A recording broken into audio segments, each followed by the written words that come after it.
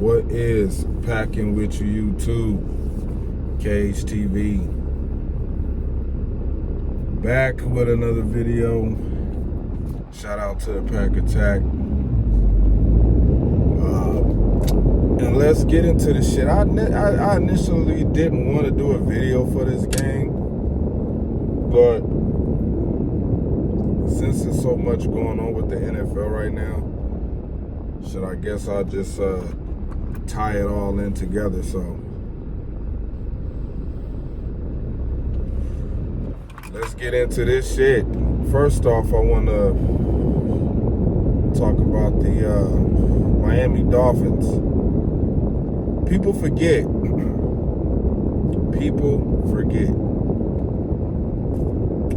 Remember when Patrick Mahomes got hit, had a concussion in the game? I forget who he was playing against. And he got up, he tried to start running, fell on the ground, legs was real wobbly, and they pulled him out of the game. And he was pushing, Patrick Mahomes himself, he was pushing to play that following week against the Packers and Aaron Rodgers.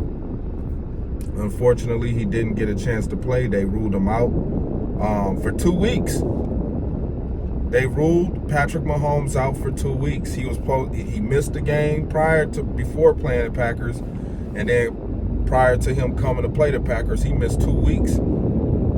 They ran tests on Patrick Mahomes to make sure that the half a billion dollar quarterback that they will eventually pay would have his mind right. And I say that to say this. The Miami Dolphins have been messy. I won't say reckless. I'll say they just been a little messy these last few seasons. You have the whole Brian Flores situation. Then you find out that they tampering with Brady, trying to pay him $250 million to come over there and be a player GM of the team.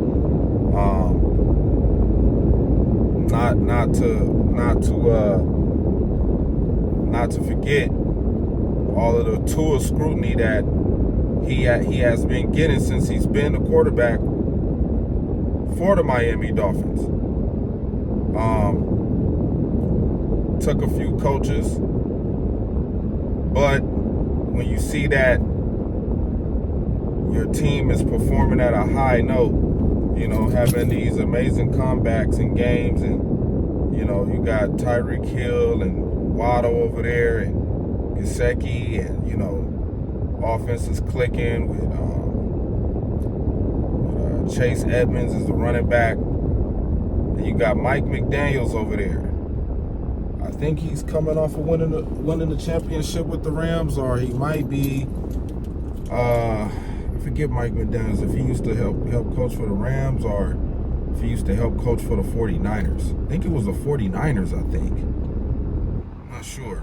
Somebody let me know in the comments what team Mike McDaniels came from, because this is his first year as a head coach with the Dolphins. Just to see Mike McDaniels get up there and give his opinion on the situation was a little shocking to me. This is a guy that, he was a rah-rah guy, and he runs into a situation like this, and he don't know what to say. So that lets me know right there, behind closed doors, was Tua pushing? These are just questions. Was Tua pushing himself to get out there and get back in the game? Because they let him back in the game. Remember, the first concussion was last week on Sunday, this past Sunday, before halftime, and he got right back in the game. After the half, they let him back in the game. And then,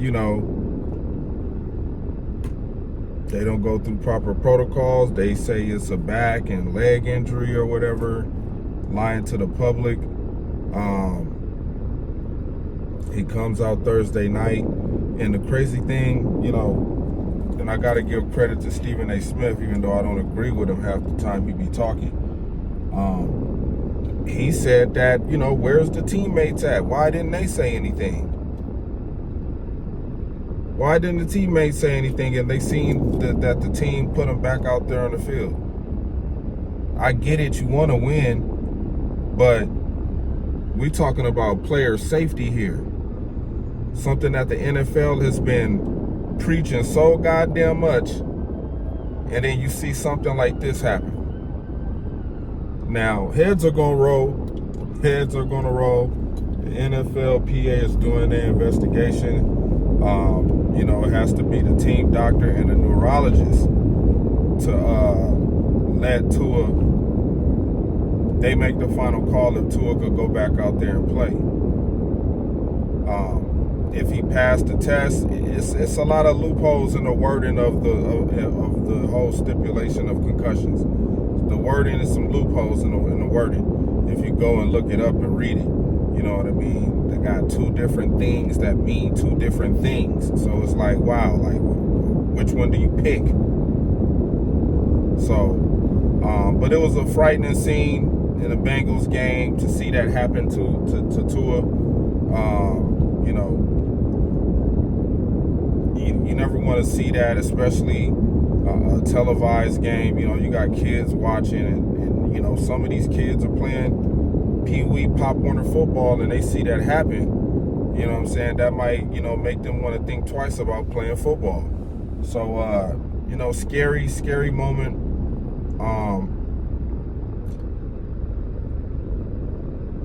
The NFL should have stepped in right away.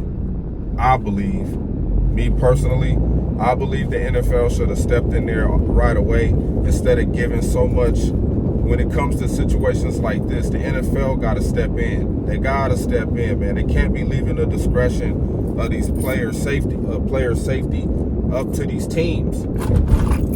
These teams are caught in the heat of the moment at these games, and they thinking about winning, and it's a big rivalry game. You know what I'm saying? Like, it's a big game, and they want to stay undefeated, and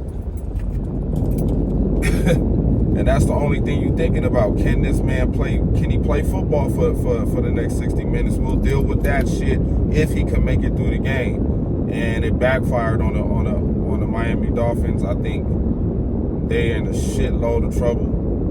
It's just no getting around this, man. That was a scary sight to see. I mean, we've seen some gruesome injuries, but when it comes to somebody, having a seizure on live television, it's a different story. It's a different story. The NFL talked about changing these helmets, and you gotta remember Antonio Brown didn't want to wear the new helmets that the NFL was pushing on the players. Tua had on a new helmet. He had on the new NFL graded helmets.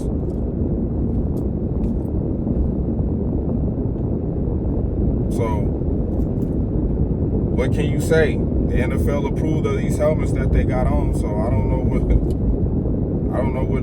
what you can really say. A lot of questions about the decisions that the coach is going to be in some hot water.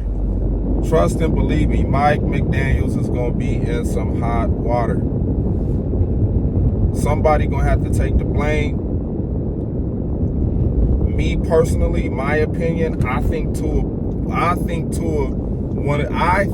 made the decision to go back in that game last week. I think he wanted to go back in that game. I think he passed the cognitive test or whatever concussion test that they ran on him. I think, who knows if they ran the test right? Did they go through everything on the checklist of checking a player? They probably didn't. They probably skipped some steps. You never know.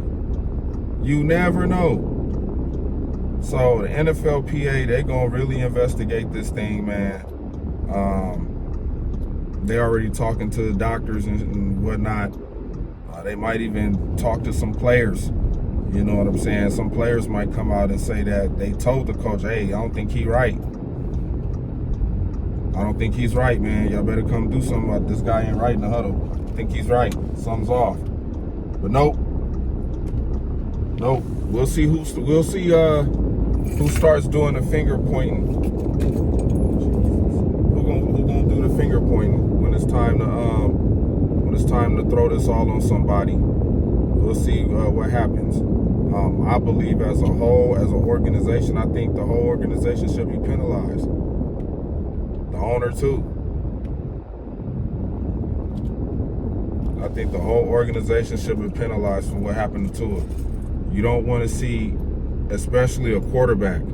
You don't want to see that happen to a quarterback, man. You want to see that happen to any player, period. But, you know, when you playing one of the, you know, biggest positions in the game, you definitely don't want to see it like that, man.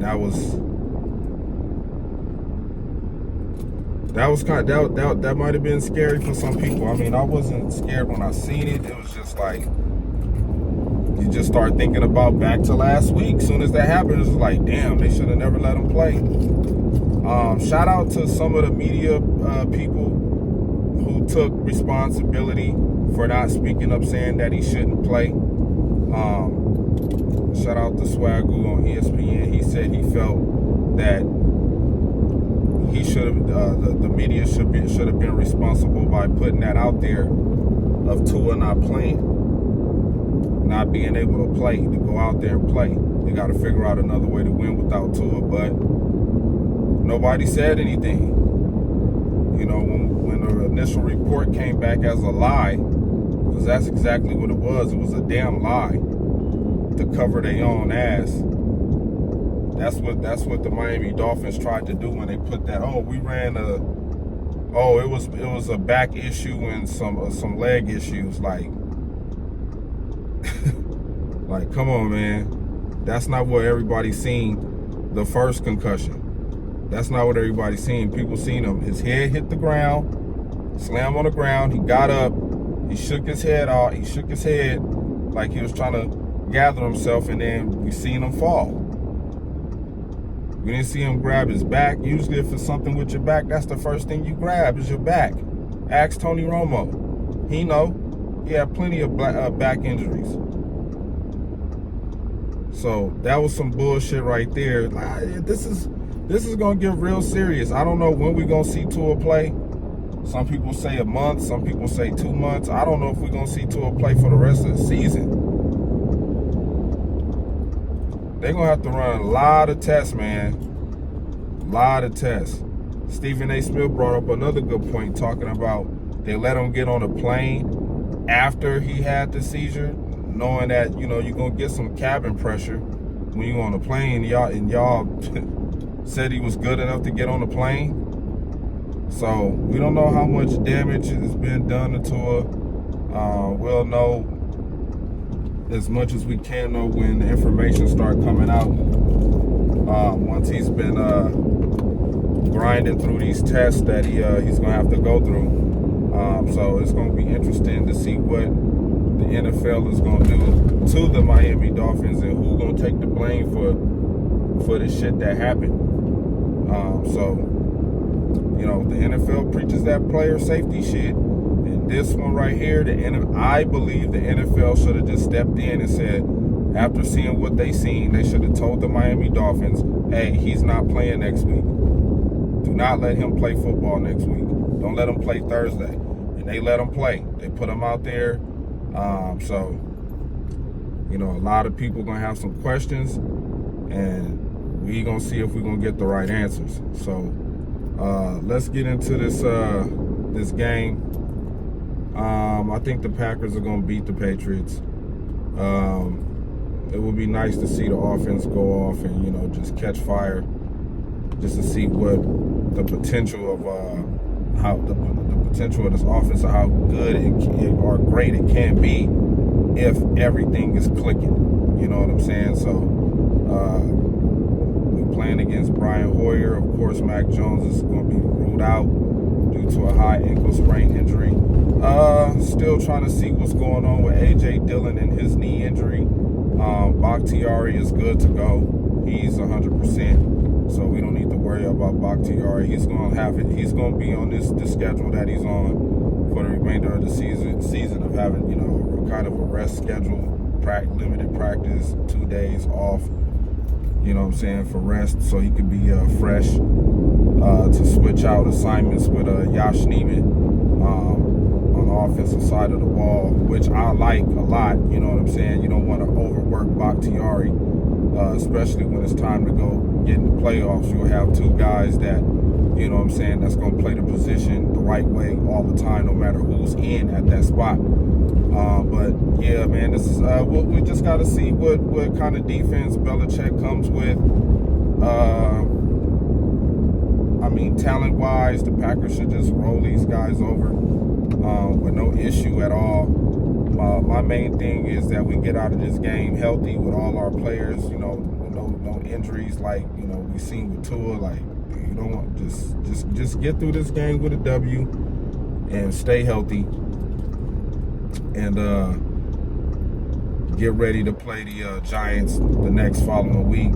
Follow that up with the Commanders, and then we'll be facing off against the Buffalo Bills. No. I think we play the Jets, right? I think we got the Giants, Jets, Commanders, and then Buffalo. I think that's how it goes. So we got a pretty easy little stretch of games until we run into Buffalo. So it's going to be quite interesting to see where this team is going to be at toward the middle of the season. But I like our chances right now. You know what I'm saying? We could probably be 7-1, maybe 5-2.